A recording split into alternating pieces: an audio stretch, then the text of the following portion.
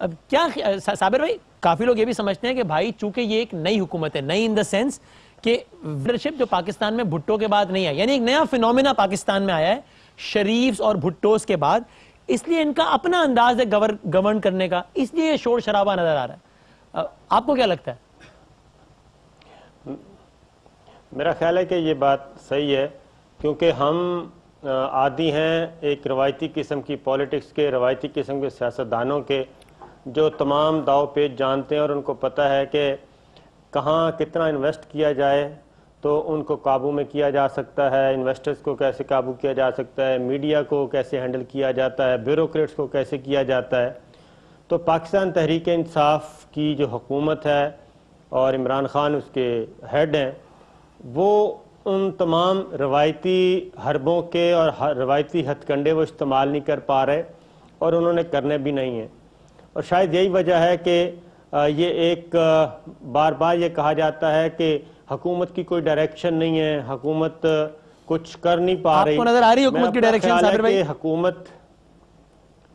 میرا اپنا خیال ہے کہ حکومت کی ڈائریکشن بالکل ہے اور وہ آہستہ آہستہ اپنی جو کیا کہنا چاہیے سموتھ رننگ کی طرف بڑھ رہی ہے. یہ بیانات، یہ تقریریں، یہ گورنمنٹ کو ہیلپ کر رہی ہیں یا ان کے خلاف جا رہی ہیں؟ دیکھیں بات یہ ہے کہ پاکستان تحریک انصاف کے مقابلے میں دو تگڑی اپوزیشنز ہیں. ٹھیک ہے. مسلم لیگ نواز، پاکستان پیپلز پارٹی، اس میں کوئی شک نہیں ہے.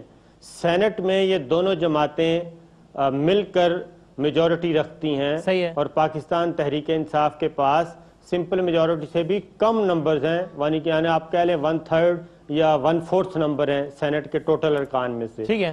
تو اپوزیشن جماعتوں کو یہ پتہ ہے، مسلم لیگ نواز اور پیپلز پارٹی کو اس بات کا بہت اچھی طرح اندازہ ہے، اور اپوزیشن کو یہ بالکل ان کی اسٹریٹجی صحیح ہے کہ کسی بھی طریقے سے چلنے ہی نہ دیا جائے، اور اگر کوئی اچھے کام بھی ہیں تو ان کو جب حکومت کے لوگ بھی اتنی ہی زور سے تقریریں کرتے ہیں تو وہ اپوزیشن کی اس چال کو کامیاب نہیں بناتے. اپوزیشن تو چاہتی ہے کہ ہاؤس نہ چلے. جب گورنمنٹ کے لوگ بھی ایسے ایسے بیانات دیں گے یا جب نعیم الحق صاحب ایسے ٹویٹس کریں گے کیا ہوگا؟ دیکھیں بات یہ ہے کہ دیکھنے کا انداز ہے. اگر حکومت کیا سوچ کے کر رہی ہے، حکومت بھی یہی سوچ کے کر رہی ہے کہ جیسے وہ اعصابی طور پہ سوار ہونے کی کوشش کر رہے ہیں ہم پہ، ان پہ بھی اٹیک کیا جائے. وہ بھی گورنمنٹ بھی اگریسولی آگے جاتی ہے. اور اینٹ کا جواب کہتے ہیں کہ پتھر سے دیا جائے، وہ بالکل دیتی ہے، کیونکہ اگر وہ نہیں کرے گی پیپلز پارٹی اور مسلم لیگ نواز مل کے دونوں کھا جائیں گے.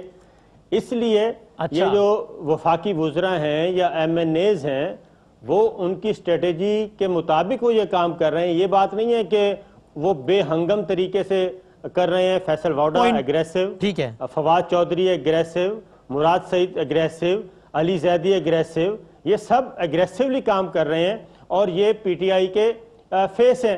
ٹھیک ہے. تو اس لیے یہ کہنا کہ ان کو خاموش رہنا چاہیے، وہ نہیں. آپ کہہ رہے ہیں یہ کوئی امیچور رویہ نہیں ہے، یہ سوچی سمجھی حکمت عملی ہے باقاعدہ. ٹھیک ہے. میں سہیل وڑائے صاحب کی طرح آنے سے سہیل صاحب، یعنی مجھے لگتا ہے کہ گورنمنٹ نے اپنے آپ کو تھوڑا سا ولنریبل فیل کیا ہے